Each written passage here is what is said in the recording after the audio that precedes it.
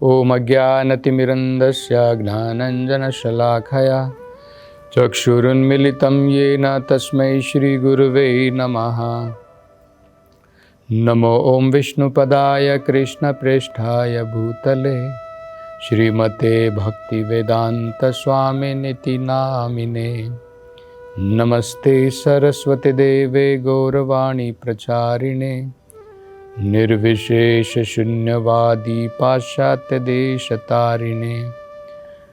जय श्री कृष्ण चैतन्य प्रभु नित्यानंद श्री अद्वैत गदाधर श्रीवासदि गौर भक्त वृंद।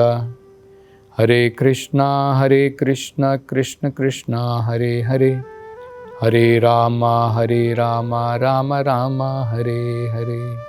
हरे कृष्ण। तो पिछली कथा में हमने श्रवण किया था किस प्रकार से ध्रुव महाराज उन्होंने अपने 36,000 साल बिताए, त्रिवर्ग उन्होंने जो है भोगे भक्त के रूप में, फिर भी उनकी इंद्रियां अचल मतलब बिना डिस्टरबेंस के अपनी इंद्रियों को उन्होंने नियंत्रण में रखा।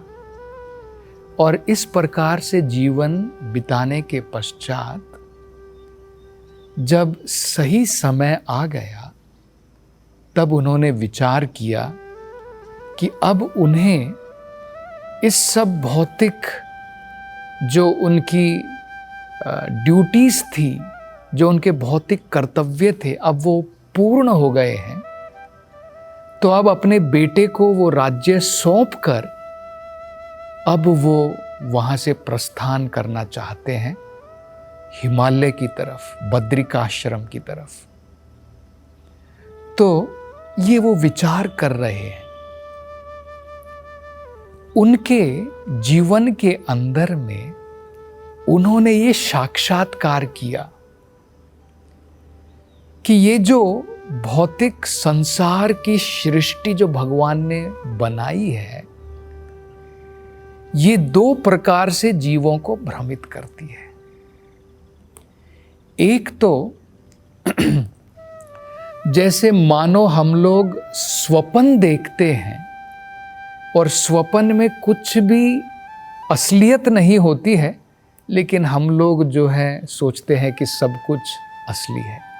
जब हम सपना देख रहे हैं, आपने देखा होगा, आपको कई बार लगता है कि एक शेर आपका पीछा कर रहा है और आपके पसीने छूट रहे हैं और आप घबरा जाते हैं और कई बार आप घबरा के उठते हैं। इसी प्रकार से कई बार आप सपने में देखते हैं कि आप राजा बन गए हैं, आपका बहुत बड़ा महल है, आपके पास धन दौलत बहुत ज़्यादा है। तो ये सब जो है एक प्रकार से भ्रम है, जिसे हम लोग स्वप्न कहते हैं। और एक होता है गंधर्व नगरम, मतलब जैसे हम लोग आजकल हिंदी में कहावत है हवा में महल बनाना। अब भला महल जमीन के ऊपर बनता है, हवा में थोड़ी बनता है। तो गंधर्व नगरम का मतलब होता है कि जब कई बार आपने देखा होगा कि हम बड़े घने जंगल में चले जाते हैं, तो घने जंगल में एक्चुअल में असल में क्या है, केवल पेड़ पेड़ हैं, लेकिन भ्रम में पड़ कर के हम लोग सोचते हैं बहुत बड़े महल हैं, बड़ी नगरी है। तो उसे गंधर्व नगरम कहते हैं। तो ध्रुव महाराज ने ये साक्षात्कार किया कि ये भगवान की माया के द्वारा रचित जो ये सृष्टि है, ये इस प्रकार से दो प्रकार से जीवों को भ्रमित करती है। असल में ये असलियत नहीं है, रियलिटी नहीं है, क्योंकि ये टेम्परेरी है, ये परमानेंट नहीं है। तो भ्रम में सोच करके हम लोग सोचते हैं यही सब कुछ है भौतिक संसार में। तो इसके कारण जीव जो है जैसे सपने में भ्रमित हो जाता है, या फिर जंगल में भ्रमित होकर के सोचता है जंगल की जगह वहाँ पर बड़ी सिटी है, वहाँ पर बड़ा नगर है, बड़े बड़े महल है।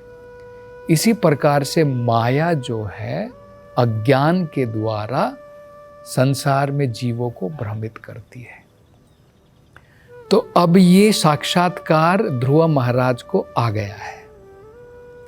अब इससे क्या होता है, देखिए, भगवान का भक्त जो है वो तो समझता है कि भाई ये संसार तो एक प्रकार से जो आध्यात्मिक संसार है उसकी परछाई मात्र है, शैडो जिसे बोलते हैं। अब आपने देखा होगा कई बार अगर आप एक नदी के किनारे जाते हैं तो नदी के किनारे पानी के अंदर में परछाई पड़ती है उस पेड़ की। तो अब वो पेड़ बिल्कुल, जो नदी के किनारे पेड़ खड़ा है बिल्कुल उसके जैसा दिखता है, लेकिन उसमें रियलिटी नहीं, असलियत नहीं है। उसमें आपको दिख रहा है जड़ भी है, उसमें आपको दिख रहा है पत्ते हैं, उसमें फल दिख रहे हैं, लेकिन क्या उसमें से आप फल तोड़ सकते हैं परछाई में से? वो तो केवल शैडो है।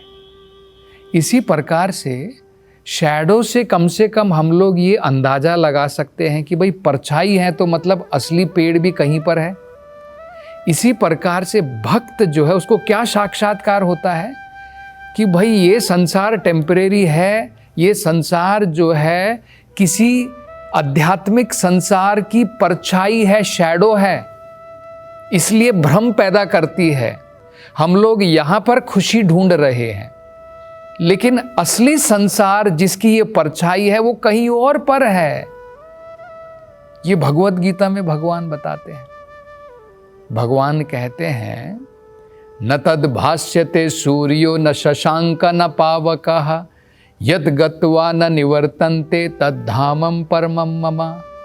भगवान कहते हैं कि ये भौतिक संसार तो एक परछाई मात्र है। असली संसार जो मेरा है वहाँ पर सूरज की भी ज़रूरत नहीं, वहाँ पर चंद्रमा की भी ज़रूरत नहीं, वहाँ पर इलेक्ट्रिसिटी की भी ज़रूरत नहीं, और वहाँ पर जाने के पश्चात में दोबारा जन्म मरण के चक्र में आने की भी ज़रूरत नहीं। तो ये जो है भक्त समझ जाता है। यही ध्रुव महाराज को समझ में आ गया। तो क्या होगा, ऑटोमेटिकली जब आपको पता चल गया कि भाई ये तो परछाई मात्र है, तो आप उसके पीछे थोड़ी भागेंगे। आप परछाई को छोड़ करके असली जो संसार है, जो आध्यात्मिक संसार है, उसकी अपेक्षा करेंगे। यही ध्रुव महाराज ने किया। तो उनकी समझ में आ गया कि मैं अपना शरीर इसको कह रहा हूँ, ये भी माया के द्वारा ही रचित एक भ्रम है। मैं कह रहा हूँ ये मेरी पत्नी है, ये मेरे बच्चे हैं, ये मेरा राज्य है, ये मेरा महल है, ये मेरे सुख है, ये मेरी समृद्धि है। तो उनकी समझ में आ गया कि ये सब माया के द्वारा रचित भ्रम मात्र है। तो उन्होंने निश्चय कर लिया कि अब क्योंकि मैंने अपनी भौतिक जिम्मेदारी पूरी कर ली है, तो इस सब भ्रम को छोड़ करके अब मैं बद्रिकाश्रम की तरफ जो है प्रस्थान करूँगा। तो उन्होंने तुरंत जो है ये सब कुछ छोड़ दिया और बद्रिकाश्रम की तरफ उन्होंने प्रस्थान किया। तो बद्रिकाश्रम में जाने के पश्चात उन्होंने जिस प्रकार से वो पहले मधुवन में गए थे, देखिए हमें पता है वेदों के अंदर में तो बिल्कुल स्पष्ट रूप से बताया है कि जो अष्टांग योग होता है उसका अभ्यास आजकल लोग नगर में करते हैं, भीड़ भाड़ में करते हैं, ऐसे वेदों के अंदर में नहीं बताया है। वेदों के अंदर में बताया है एकांत स्थान पर, ऐसा स्थल जो पवित्र स्थल हो, जिसे अंग्रेजी में हम कहें तो सिक्लूडेड प्लेस। तो पहले भी वो मधुवन गए थे, अब जो है बद्रिकाश्रम जा रहे हैं। मतलब क्या समझ में आता है कि जब सतयुग के समय में जब लोग ध्यान योग लगाते थे तो ऐसे नगर के अंदर में बैठ करके नहीं लगाते थे जैसे आजकल हम लोग करते हैं। उसके लिए जो है बद्रिकाश्रम, मधुवन, ऐसे पवित्र और एकांत स्थान पर जाकर के वो तपस्या करते थे, भगवान के ऊपर ध्यान लगाते थे। तो यही उन्होंने भी किया। दोबारा वो जो है इस प्रकार के एकांत स्थान बद्रिकाश्रम की तरफ गए और वहाँ पर पवित्र गंगा नदी जो बहती है हिमालय में, वहाँ पर वो जो है रोज दिन प्रतिदिन जो है उसके पवित्र पानी में स्नान करते थे। और स्नान करने के पश्चात जैसे उन्होंने पहले, क्योंकि उनको ऑलरेडी उसका अभ्यास था, तो उन्होंने जो है अपने जो शरीर के जो प्राण की वायु होती है उसको कंट्रोल किया, अपनी इंद्रियों को बाहर जाने से रोका, पूर्ण रूप से धारणा के द्वारा कंसंट्रेशन किया और भगवान की विग्रह के ऊपर, भगवान की जो अर्च विग्रह होती है उसके ऊपर उन्होंने ध्यान लगाना प्रारंभ किया। मतलब देखिए, जो इसे स्थूल कहा जाता है, भगवान की जो विग्रह है उसे हम देख सकते हैं। जैसे अगर आप मंदिर में जाते हैं तो पंच धातु की बनाई जाती है या फिर पत्थर की भगवान की विग्रह होती है। जगन्नाथपुरी में जाएंगे तो लकड़ी की है। लेकिन जैसे वेदों के अनुसार बताया गया, ये सारी विग्रह जो है भगवान से भिन्न नहीं है। तो जब हम अपना मन भगवान की विग्रह के ऊपर लगाते हैं, उसके द्वारा हम भगवान को अपने मन में बसा सकते हैं। इसे समाधि कहते हैं। देखिए, जैसे अष्टांग योग में जो बताया जाता है, यम नियम आसना प्राणायाम धारणा, इस प्रकार से अगर आप जाएंगे तो अंत में बताया जाता है समाधि। तो भगवान का भक्त जैसे ध्रुव महाराज ने आसानी से समाधि कैसे लगाई, भगवान की अर्च विग्रह के ऊपर अपना मन लगा करके। तो अगर हम भगवान की विग्रह को अपने मन में रख सकते हैं तो हम सबसे बड़े योगी बन सकते हैं। ये भगवद गीता में भगवान ने स्वयं बताया है। भगवान ने क्या कहा है? भगवान कहते हैं, योगी नाम अपि सर्वेशाम, सभी प्रकार के योगियों में से, सर्वेशाम का मतलब सभी प्रकार के योगियों में से, योगी नाम अपि सर्वेशाम मदगतः अंतर आत्मना श्रद्धावान भजते यो माम, जो श्रद्धा के साथ भक्ति में लगा है, मेरी भक्ति सेवा में लगा है, समय युक्त तमो मतः, वो सबसे उत्तम है, वो सबसे उत्तम योगी है। तो ये तो भगवान ने भी बताया है। तो ये हम लोग जो है सरलता पूर्वक कर सकते हैं। इसके बाद क्या हुआ, जब अब उन्होंने अपनी सारी इंद्रियां बाहर से निकाल करके भगवान के ऊपर ध्यान लगाया, अर्च विग्रह के ऊपर, उनका मन भगवान में लीन हो गया, समाधि में लीन हो गया। और उसके कारण इतने आनंद की उन्हें प्राप्ति हुई, जिसे आध्यात्मिक आनंद कहते हैं, जिसे सत्यानंद कहते हैं। ये जो भौतिक संसार में हम लोग आनंद भोगते हैं, मिथ्या आनंद है। ये आनंद एक दिन इसकी शुरुआत होती है, एक दिन अंत हो जाता है। लेकिन जो सत्यानंद होता है उसकी कोई शुरुआत नहीं, उसका कोई अंत नहीं। तो उस प्रकार के आनंद की प्राप्ति जो है ध्रुव महाराज कर रहे थे। तो भागवत में क्या बताया है, उसके कारण उनके शरीर में 8 प्रकार के विकार प्रारंभ हुए, जिसे अष्ट सात्विक विकार कहते हैं। जैसे उदाहरण के तौर पर बताया जाता है कि जब व्यक्ति पूर्ण रूप से आनंद विभोर होकर के भगवान की समाधि में लीन है, भगवान में उसका मन डूबा हुआ है, तो कंटिन्यूअसली जो है उसकी आंखों से अश्रुओं की धारा बहती है।